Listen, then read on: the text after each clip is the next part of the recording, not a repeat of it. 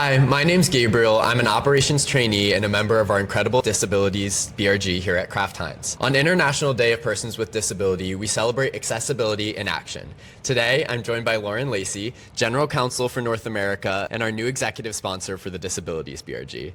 Hi, Lauren. Thank you so much for being here. I would love to hear a little bit about yourself, your journey, and what made you want to get involved with the Disabilities BRG. Sure. So thank you for having me. I am super excited to help sponsor the Disabilities BRG. Being a member of a BRG has always been part of what I do. It's how you show up as a leader. It's how you engage with your coworkers, and it's also how I learn. Disabilities BRG is one that I really wanted to get involved with because I've had some friends in the past who have had some challenges, and I know that I wasn't as well equipped to deal with those and help them through that. So this is something that I wanted to actually grow with. So this year's theme for IPWD is amplifying the leadership of persons with disabilities for an inclusive and sustainable future. Why do you think it's important to have leaders with visible or invisible disabilities, and how can disclosure when someone chooses shape an organization's culture?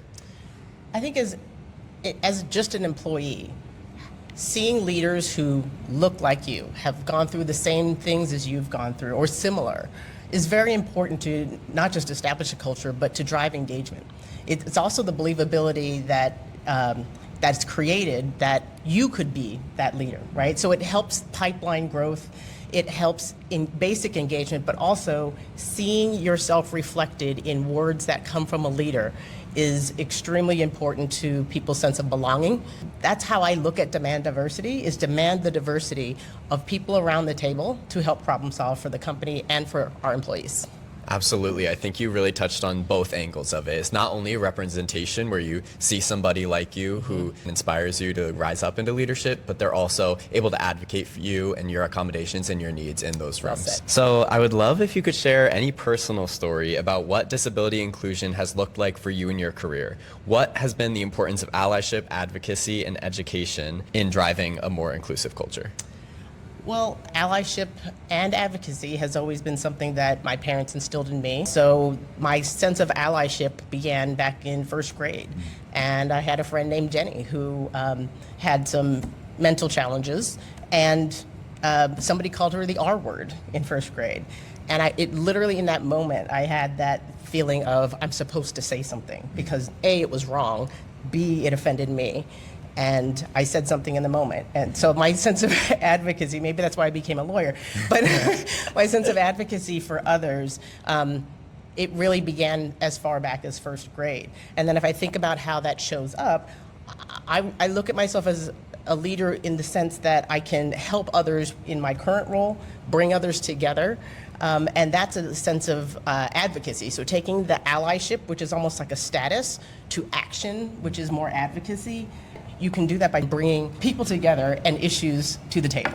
Absolutely. I love that you have one story that you can pinpoint kind of the totally. awakening of that too. I love how you talked about the bridge between, having those feelings and being able to really advocate appropriately is that education piece. Totally. And I think that's a huge mission of the BRG, is being able to educate people to have these conversations in the appropriate ways and take their values and bring them into work and see how can we put that into action here. So what is your vision for the Disabilities BRG? How can the BRG, its allies, and our other business partners make a difference for our colleagues with disabilities? At least on my team, we have this concept of, growth and leadership can be incremental, right? It doesn't have to be boil the ocean. So we use the analogy that it doesn't have to be a Vegas buffet, it can be tapas. So, hey, did you know type events or messages, or hey, did you know that you could be helpful in this space if you just turned on closed captioning in a meeting, on a Teams call.